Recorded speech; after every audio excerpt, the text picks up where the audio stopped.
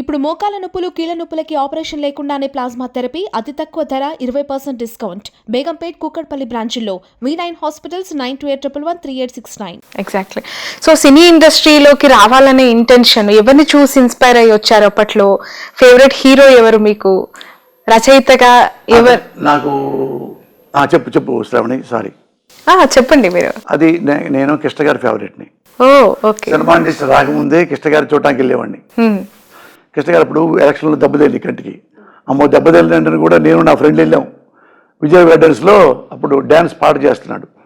నమస్కారం సార్ అన్న అంటే కాకాని సార్, మాది పెద్ద కాకాని సార్ అంటే మా గుళ్ళో ఆయన పేరు పెట్టారు, శివరామకృష్ణ ఆయన పేరు యాక్చువల్గా. ఓకే. కృష్ణ అంటారు. వాళ్ళ అమ్మగారు మా కాకాని గుడిలో శివశివుడి గుడి, సాంబశివుడి గుడి అని వచ్చారంట చిన్నప్పుడు వాళ్ళ నాన్నగారు వాళ్ళ అమ్మగారు. ఆయన ఇష్టం నాకు, ఆయన మంచి వ్యక్తి పర్సనల్గా కూడా. ఆయన కూడా చాలామంది ప్యారడీ చేస్తారు, ఆయన ఏమనుకోడు, అట్లా ఏమనుకోడు. ఆయన ఇష్టం. కానీ నేను ఇండస్ట్రీకి వచ్చింది సినిమాలు సెటిల్ ఇవ్వడానికి కాదు. నేను అక్కడికి వెళ్ళి ఎటో వెళ్ళబోయి మద్రాసు వచ్చా. ఏ దుబాయ్ వెళ్ళబోయో, ఇంకోచాడు వెళ్ళబోయో, ఏదో ఏమవుదాం అనుకున్నారు యాక్చువల్గా? అసలు ఏ వద్దాం అనుకోలేదమ్మా.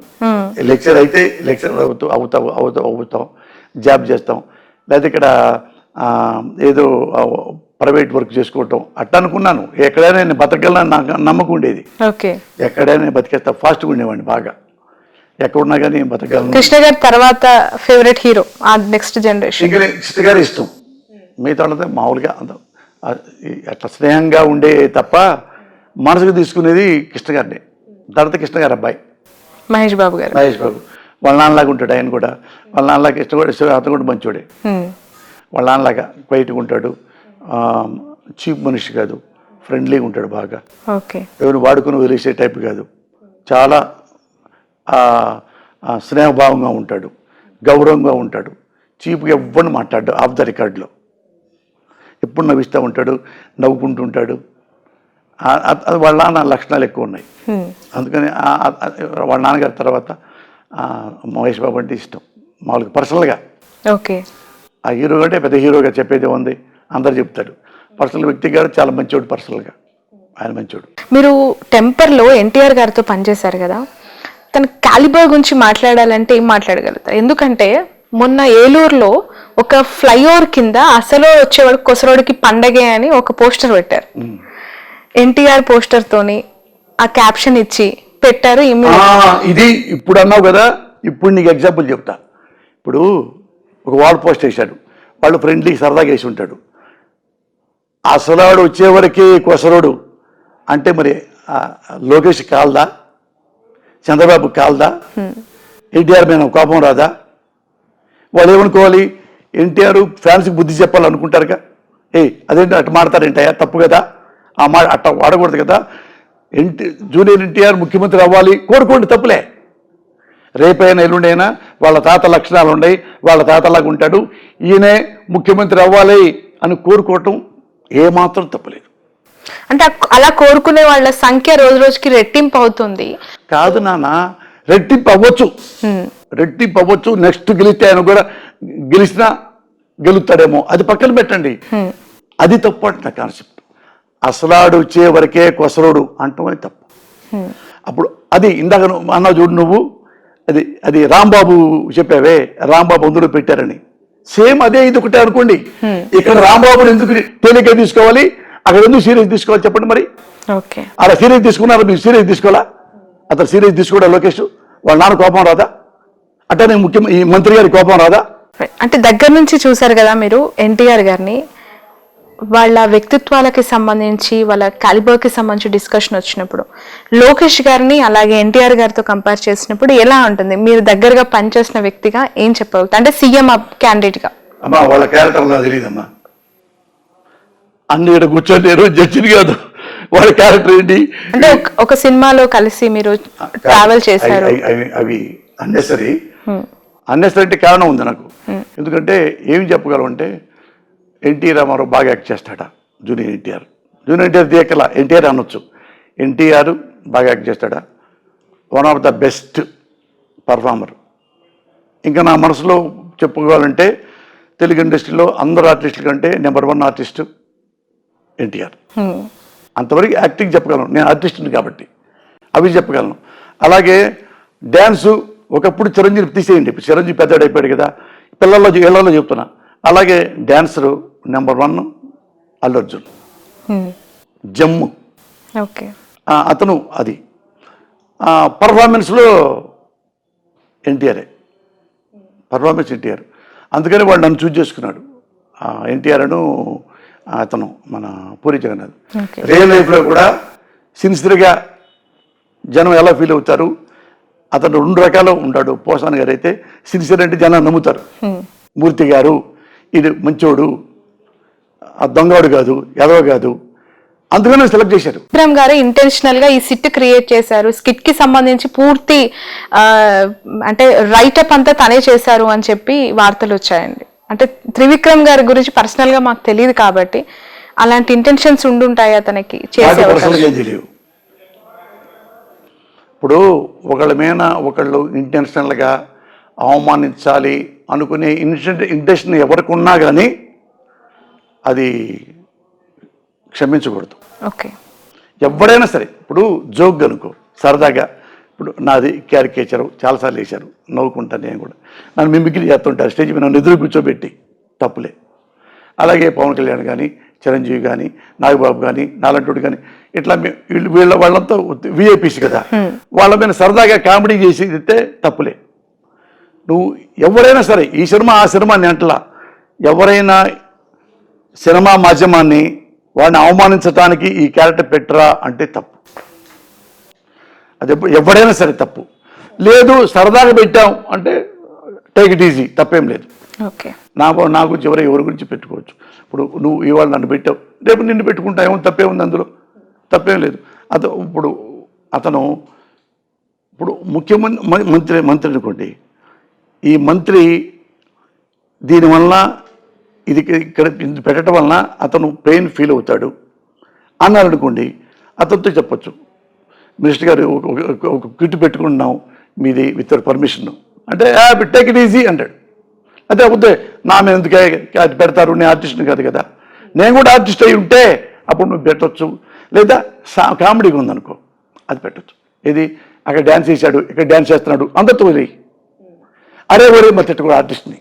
ఆర్టిస్ట్గా చాలా సినిమాల్లో పనిచేశారు కదా, ది బెస్ట్ క్యారెక్టర్ మీకు హార్ట్ టచింగ్ క్యారెక్టర్ ఏది? అవి ఒకటేం లేదు శ్రావణి, నేను ఎన్ని ఒకేలా చూస్తా. నేనేం చూస్తానంటే పొద్దున వెళ్తా, సాయంత్రం వస్తా. అందరికీ ఏంటంటే మార్నింగ్ 9కి వస్తాను, ఈవినింగ్ 6-6:30కి వెళ్ళి చేస్తా. ఎప్పుడు వన్ డే కూడా ఒక 10 నిమిషాలు కూడా లేట్కి వెళ్ళను. ఎప్పుడు వెళ్ళా, ఎంతో నా జీవితంలో 35 ఏళ్లలో టైం అంటే టైంకి వెళ్తా. 9కి వెళ్ళను, చీకట్లో నైట్ షూట్లు చేయను. అంటే చాలామంది సినిమాలు అడిగారు, బాలకృష్ణ సినిమా చేయనని చెప్పాను, చిరంజీవి గారి సినిమా అడిగారు, చేయలేదు. అది చిరంజీవి గారి సినిమా చూడు, అది గుర్రం మీద వెళ్తాడే, మన ఈ మధ్య తీశారు సినిమా ఖైదీ కాదు, గుర్రం ఈ మధ్య తీశారు, ఆచార్య కాదు, అతను సురేందర్ రెడ్డి డైరెక్టర్. ఓకే, అది ఉయ్యాలవాడి నరసింహారెడ్డి. Okay okay. అందులో ఒక బ్రిటిషరు తెల్లవాడి వేషం అడిగారు, 12 రోజులు. ఎప్పుడు ఈ టైమింగ్ అన్నాం అంటే నైట్ టైం ఉంటుంది అంటే చేయనని చెప్పి. పెద్ద హీరోలు అయినా కూడా ఎవరైనా చేయను, అట్లా 40-50 సినిమాలు మనిషి. ఎందుకు అలా నైట్ టైం ప్రాబ్లం? ఉద్యోగంలాగా ఉండాలి నాకు సినిమా అంటే. నెక్స్ట్ సినిమా జీవితం కాదు, సినిమా జీతం కోసం, నా కుటుంబం జీవితం కోసం. ఈ జీతం కోసం డే నైట్ పనిచేస్తే ఎప్పుడు నా పిల్ల మెడలతోనే తిరగాలి, ఈ డబ్బులు ఏం చేసుకోవాలి. నైట్ టైము, నైటు తెల్లగా 2 దాకా ఉంటుంది నా షూటింగ్. అలాగే మళ్ళీ పూరి జగన్నాథ్ గారి సినిమా ఉంది, ఇది మన బాలకృష్ణ గారి సినిమా, అది ఏదో అది బాలగారి లేటెస్ట్ బాలైతే తీశాడు ఆయన. అక్కడ అల్యూమినియం ఫ్యాక్టరీలో నైట్ టైం పైసా వసూలు, దానికి అది 12 రోజులు అడిగారు. నైట్ మార్నింగ్ తెల్లారి 4 దాకా ఉంటుందండి, బాగుంటుంది క్యారెక్టర్ అంటే. నైట్ ఇది ఆయన నాకు ఇష్టమే, ఆయన మంచి వేషం ఇచ్చాడు నాకు, ఇది టెంపర్లో కూడా. ఆయన డైరెక్ట్గా నేను చేయలేను, నైట్ టైం చేయనండి, నేను రాను. మళ్ళీ ఓన్ ఫిల్మ్ కూడా కొడుకు సినిమా కూడా అడిగాడు, నేపాల్ అటు వెళ్ళాలి, అటు రాజస్థాన్, అట్లా డే నైట్ మంచులో. అవి నేను చేయలేను సార్, నా వల్ల కాదు సార్. మార్నింగ్ వస్తా, 9 to 6, 8:30కి వెళ్తా. సినిమాలే ప్రపంచం, సినిమా లేకపోతే జీవితమే లేదు, పిచ్చి ఇంకా అని అనుకునే వాళ్ళకి మీరు ఇప్పుడు చెప్తున్న పాయింట్స్ అన్ని చాలా టిపికల్ గా కనిపిస్తాయి. అంటే ఉద్యోగం లాగా ఉండాలి సినిమా. నువ్వు సినిమా ఇండస్ట్రీకి చెప్తారుగా, ఇండస్ట్రీకి వెళ్ళి ఒకసారి. అంటే అలా అనుకునే వాళ్ళకి మీ నుంచి చాలా నేర్చుకోవాల్సి ఉంటుంది. ఏం మెసేజ్ ఇస్తారు యంగ్స్టర్స్ కి అవకాశాల కోసం? అది అది వాళ్ళు తెలుసుకోవాలి. నాకేం ఇష్టం అంటే, నేను మ్యారేజ్ చేసుకున్నా, నాకు భార్య బిడ్డలు ఉన్నారు. పగల షూటింగ్కి వెళ్తాం, నైట్ ఇంకో షూటింగ్కి వెళ్తాం, తెల్లారగట్ట 4 దాకా వస్తాం, అలసిపోయి వస్తాం. అప్పుడు మా ఆవిడ మేలుకొని 12కి పడుకుంటుంది. తెల్లారి తలుపు కొట్టాలి వచ్చి 4ంటికి. అప్పుడు ఆమె నిద్ర ఉండదు, అప్పుడు నేను అన్నం తినలేను, ఆమె సరిగా అన్నం తినలేదు. ఆ పిల్లలు ఏమో తలుపు కొట్టి నైట్ తలుపు కొట్టి ఎవరంటే నాన్న వచ్చాడని వాళ్ళ నిద్ర లేస్తారు. ఇప్పుడు ఎవడైనా ఏ ఉద్యోగం చేసినా, ఏ వ్యాపారం చేసినా కుటుంబం కోసం, నా కోసం, నా కుటుంబం కోసం, నా జీవితం కోసం, మా పిల్లల భవిష్యత్తు కోసం, ఇవన్నీ పక్కన పెట్టి ఈ డబ్బు కోసమే ఉంటే కుటుంబం అనిపించుకోదు. నేను ఫస్ట్ సినిమా లేకపోయినా పరులా ఎక్కడికి వెళ్ళను, నువ్వు ఉన్నావు ఎక్కడే కూర్చొని చూడు. నేను ఎప్పుడు ఏ క్లబ్లో నీకు కనపడినావు, పబ్బుల్లో కనపడినావు, మందు తాగను, సిగరెట్ తాగను, పానపాలకి వేయను, చూడటానికి దొంగళ్ళ కనపడతా, తాగుమూతుళ్ళ కనపడతా, నేను తాగను. ఎప్పుడు ఏ క్లబ్లకి వెళ్ళను. ఇక్కడ నేను కూర్చున్నానంటే 10 ఏళ్ళైనా సరే నేను మావిడ ఎక్కడే కూర్చుంటాను, కబుర్లు చెప్పుకుంటా. టైం పాస్ ఏంటి అయితే? నాకు ఇదే, నా కుటుంబమే నాకు టైం పాస్. ఓకే. ఖాళీ సమయాల్లో అంటే కొంతమంది బుక్స్ చదువుతూ ఉంటారు, కొంతమంది పాత సినిమాలు చూస్తూ ఉంటారు కదా, అలా 24 గంటలు మా ఆవిడ పిల్లలతో టైం పాస్ చేస్తా, టీవీ చూసుకుంటాం. ఇప్పుడు పెద్దోళ్ళు అయిపోయారు కదా, ఒకరేమో బయట దేశంలో ఉన్నారు, ఇంకొరేమో సినిమాల్లో బిజీ అయిపోయారు అంటున్నారు. సో చెప్పాగా, నీకు ఇదా చెప్పాగా, నెలకి 15 రోజులు నెక్స్ట్ ఇయర్ నుంచి ప్రపంచ యాత్ర అనుకున్నాం. పెళ్ళైన తర్వాత మరి మీ కారతాళాలు తీసుకో, వాడికి ఆల్రెడీ కొనిపెట్టా. ఈ పక్క ఉందిగా ఇల్లు, ఈ పక్క వరుసగా 3 నాయే. ఓకే. 3 కొన్నా. ఆ 2 చిన్నోడికి, ఇది పెద్దోడికి. ఓకే. అట ఇది ఉంది కదా డిలైట్, అందులో ఎప్పుడో స్థలం ఉంటే ఇచ్చాం. 10,000 స్క్వేర్ ఫీట్, నెలకి 5-6 లక్షలు వస్తాయి రెంట్. అది 10-30 కోట్లు ఉంటుంది. ఆ పిల్లలకి వాళ్ళకి సర్దేశాం. మావిడి పేరు 50 కోట్లు పెట్టా. ఆయనకి నన్ను చూసుకుంటుంది కదా, ఇక మిగతా పిల్లలకి నాకే గోల్ లేదు. ఇవేనా ఆస్తులన్నీ మీవి? ఇంకా ఆస్తులు మొత్తం చెప్పాక 100 కోట్లు పైనే ఉంటాయి. ఆస్వాదిస్తూ ఇక ఏ పని లేకుండా బతకగలంత ఆస్తి. ఇప్పుడు ఈ 100 కోట్లు లేకపోయినా నేను చచ్చే వరకు ఎనర్జీగా ఉంటాను, ఏ పని చేయగలను. తీసుకెళ్ళి హోటల్లో బిల్ కలెక్టర్ అయిన రాయగలను, సర్వీస్ కూడా చేయగలను. చేశాక నేను చిన్నప్పుడు గుంటూరు ఉంది నాజ్ థియేటర్, గుర్తుందా? గుంటూరులో ఉంటుంది నాజ్ థియేటర్ అని సినిమా హాల్. నాజ్ అప్సరా, అందులో taking book morning show, first show, second show. ఇప్పుడు అదే దారిలో వెళ్తూ ఉన్నప్పుడు నవ్వుకుంటారా? ఆగి చూసుకుంటా, కార్ ఆపి ఆపరా అందా, ఆపి చూస్తా ఉంటా. మరి నేను ఉన్నప్పుడు ఇది నేను లాగేవాడిరా, ఇది ఆయన ఓనర్ గారు వస్తుంటే నేను వాచ్మెన్ లేకపోతే ఇట్లా లాగేసేవాడిని నేను. అది ఆ బుకింగ్లో వెళ్ళి ఒకసారి ఈ బుకింగ్లో నేను నేల టికెట్లు చింపాను అని. Morning show, first show, second show టికెట్లు అమ్మిన తర్వాత అప్పుడు మా ఊరు వెళ్ళాలి. ఓకే. అప్పుడు లారీకి వెళ్ళేవాడిని, ఒక పావలా వచ్చేది, వచ్చేది డబ్బులు ఎక్కువ వచ్చేది. నేను నా ఫ్రెండ్ ఇద్దరు అట్లా చేశాను. అవి ఇప్పుడు నాకు టమాటాలు కాటాలు వేస్తుంటే కారాపి చూస్తూ ఉంటా, అట్లా నేను కూడా దెబ్బడం కుట్టాను అని. ఇవన్నీ నాకు ఈ అనుభవాలు మిగిల్చినవి, మంచి అనుభవాలు.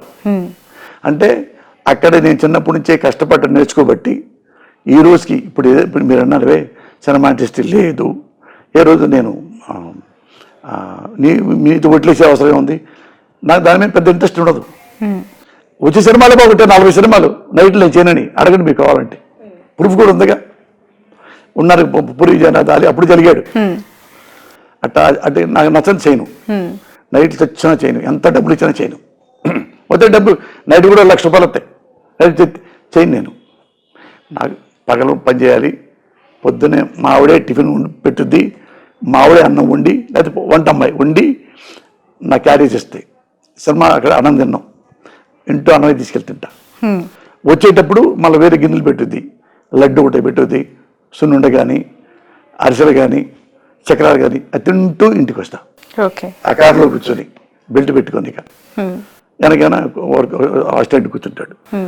ఇది 6 తర్వాత ఎవరు చిరంజీవి గారు ఎవరు వచ్చినా సరే 6:30 నుంచి పావు గంట మార్జిన్. ఎందుకంటే ఈ షాట్ తీస్తే సీన్ అయిపోయింది గురువు గారు, పావు గంట ఓకే. ఆ తర్వాత చెప్పను వెళ్ళిపోతా. అలాంటి డిమాండ్ అనేది ఇప్పుడున్న జనరేషన్ లో సాధ్యమవుతుందా? చాలా డిమాండ్ కాదు, అంటే మీ కార్యాచరణ, మీ డే స్కెడ్యూల్ అనేది మిగతా వాళ్ళ విషయంలో అస్సలు. బ్యాంకులో ఉన్న గవర్నమెంట్ కాలేజీ లెక్చర్ ఉన్నాడు, టైంకి వస్తాడు, పాఠాలు చెప్తాడు, బెల్ అయిపోతే ఇంటికి వెళ్ళిపోతాడు. అట్లా వెళ్ళేందంటే ఇంటికి వెళ్ళగానే ఏంటంటే ఈ వృత్తి బాగుంటుంది, కుటుంబం బాగుంటుంది. ఇప్పుడు నాకు ఆ డబ్బులు సంపాదించుకుంటున్నాను, నైట్ పోయి తూలుతా వచ్చాను ఇంటికి. నేనేం సంసారం చేస్తాను? సంసారం అంటే భార్య భర్త కలిసి సెక్స్ కాదు. నా భార్యతో ఎప్పుడు నవ్వుతా మాడతాను, నాతో ఎప్పుడు జోకులు వేసుద్ది, నా కొడుకు ఇప్పుడు నా ఒళ్ళో కూర్చోబెట్టుకుంటాను, వాడు బుధమని ఎప్పుడు చేస్తాను, వాడు అందరిని ఎప్పుడు కాళ్ళు వేసి పడుకుంటాడు. ఇవన్నీ ఎట్లా దొరుకుతాయి? ఎవరు ఇండస్ట్రీలో అత్యంత సన్నిహితులుగా మీకు చెప్పాలి అంటే? సినిమా ఇండస్ట్రీ 35 ఏళ్ళు వచ్చి ఎవ్వరు నా స్నేహితులు కారు. నాకు ఎవ్వరు స్నేహితులు లేరు, ఎవ్వరు క్లోజ్ లేరు. ఇక్కడ ఉన్నవాళ్ళు ఏంటంటే నేను ఎవరిని స్నేహితుడిగా చూడను. ఇక్కడ ఉన్నవాళ్ళు గౌరవనీయులు, పూజ్యనీయులు, హిట్ ఉన్నవాళ్ళు, ఫ్లాప్ ఉన్నవాళ్ళు, కష్టపడేవాళ్ళు, కష్టపడని వాళ్ళు, బాగా డబ్బు ఉన్నవాళ్ళు, బాగా పేదవాళ్ళు, వీళ్ళంతా ఉంటారు. వీళ్ళతో నేను ట్రావెల్ చేయడానికే వచ్చా. ఇళ్లలో కలిసి నేను పనిచేసుకొని ఆ పనిచేసేంతకాలం అందరితో గౌరవంగా ఉంటా, చాలా రెస్పెక్ట్గా ఉంటా. ఒకటి దగ్గర తీసుకోను, ఒకటి దూరం పెట్టను. 6:30 అయితే ఎవ్వడు నా వాడు కాదు, నా ఇల్లు కోసం ఎత్తుక్కుంటా వస్తా. అందుకని ఎవరిని నేను స్నేహితుడిగా భావించను. మన ఫ్లైట్ ఎక్కుతుంటే పక్కన కూర్చుంటాను చూడు. ఇప్పుడు ఫ్లైట్ ఎక్కుతున్నా, నేను నా పక్కన నువ్వు కూర్చున్నావు, ఎవరండి మీరంటే నేను పలానా శ్రావణి అండి. శ్రావణి గారు బాగున్నా, వెరీ గుడ్, థ్యాంక్ యూ అండి.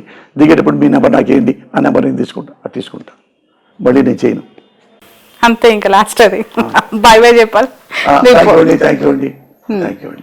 అందుకైనా చాలా సినిమా ఆడియో ఫంక్షన్లకి కూడా మీరు ఎక్కడ కనిపించరు అసలు.